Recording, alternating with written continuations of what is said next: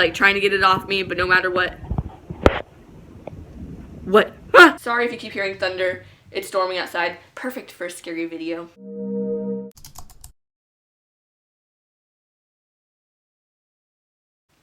Hey guys, it's Kylie. So today I'm going to be doing a collab with Kylee Rose. No joke, I'm not doing it with myself. There's another girl I'm doing a collab with. Her name is actually Kylee Rose.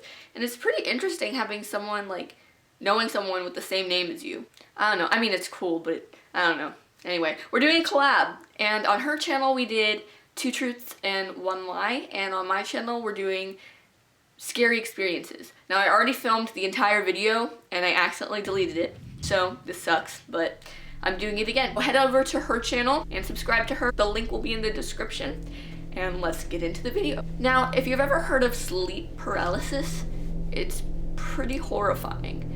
Like, look it up or something because it's scary. It's whenever you can't move in your sleep, or I think it's whenever you can't wake up. Don't quote me on that, but I looked up my experience and it said that I had sleep paralysis.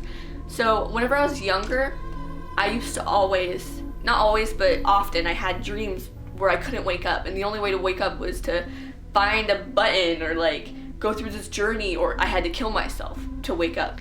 And these were very scary dreams I hadn't really thought of until this last dream I had.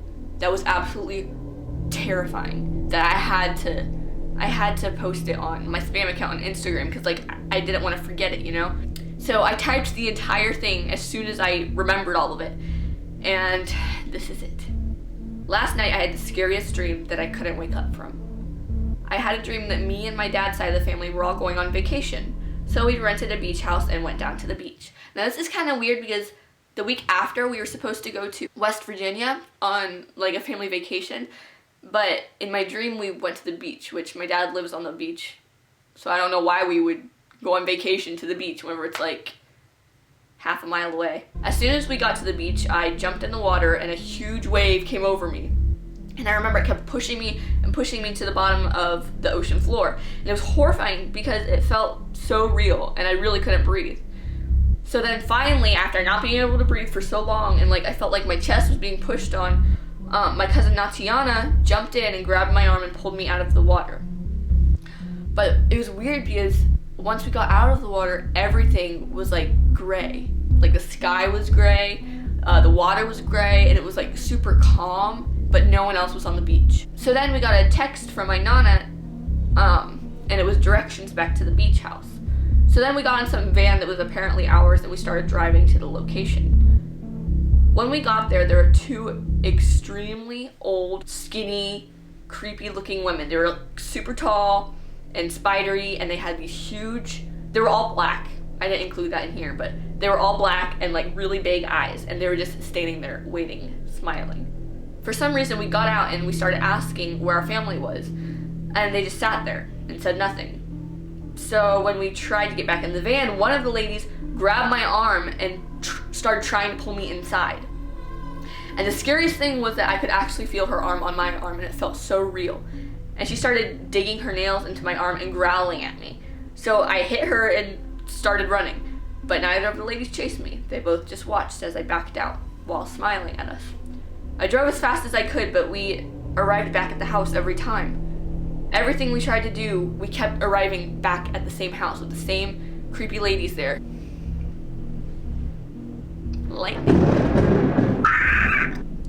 So then finally Natiana jumped out and she panicked and made a beeline straight to the house. And then when she swung open the door, there were a bunch of skinny little children crammed in the front room staring at us and chanting. And we were then pushed into a really small room. And I remember not being able to breathe, and I was panicking, and I was looking around trying to figure out how to get out, and that's when I realized it was a dream. Like, the entire dream felt so real up until that point. And I looked over at Natiana, I was like, hey, it's okay. It's a dream, we can wake up from this. And Natiana like looked at me and she was like really like almost angry, and she was like, it's not a dream, Kylie. It's definitely not a dream. This is real. And she didn't believe me no matter what I said. So then I started to freak out again, realizing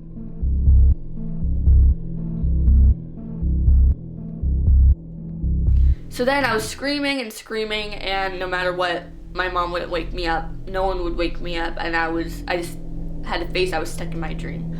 So I was sitting there, and I looked over, and Natiana was gone. And then that's when the wall started like caving in, and I like felt so scared and like isolated. Then all of a sudden, the door creaked open, and the two ladies were standing there, approaching me. And I was freaking out, so I started screaming and screaming, and I said, "Go away!" I was closing my eyes, and then suddenly I heard my nana's voice saying my name.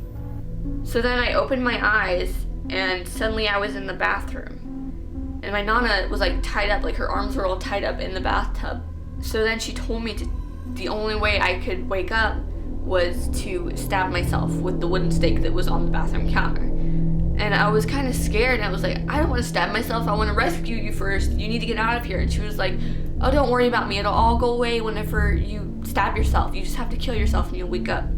So I was freaking out, and I went to start doing it, and like the sharp part was like in this part of my, like your sternum, it was in my chest, and I had to pull it out immediately because it hurt so bad. And like I remember like looking and seeing the blood on the tip of the stake, and I was freaking out. I was like, I can't do this, it hurts too much. And then before I knew it, the door swings open, and this thing is standing there going, ah! I'm gonna have to film the rest on my phone because my camera's memory is completely full. The door flies open, and this lady is standing there going, ah! Like just shrieking. So I was like, oh my gosh, like panicking, and I took the stake and I just stabbed myself all the way through.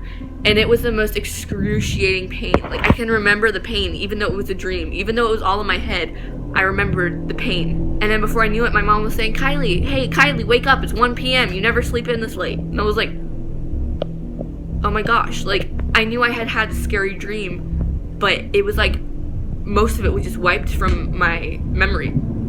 So I went throughout my day, and then later that night, it all came flooding back to me. I couldn't, like I didn't want to forget it, so I typed it all onto my Instagram spam, and it was terrifying. And that night, I did not want to go back to sleep. This has all been reoccurring things, not reoccurring, but whenever I was younger, I used to get dreams like this. And whenever I was like 5, I remember dreaming about a giant chicken pecking me to death, and I couldn't wake up, even though I knew it was a dream. And I was trying to wake up, and this chicken kept pecking me, and I remember it hurting, and I was like trying to get it off me, but no matter what.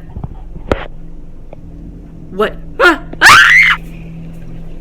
Whoa. It might have been from the thunder, but none of the other lights turned out like that. Okay, so I'm just gonna stay in this curtain. If you like this video, give it a thumbs up and subscribe. And check out Kylie's videos too. And I'll see you guys next week. Bye. So my sisters are playing outside, and my giant bird wants to play outside too, and so he's making a bunch of noises. So if you hear that during the video, sorry.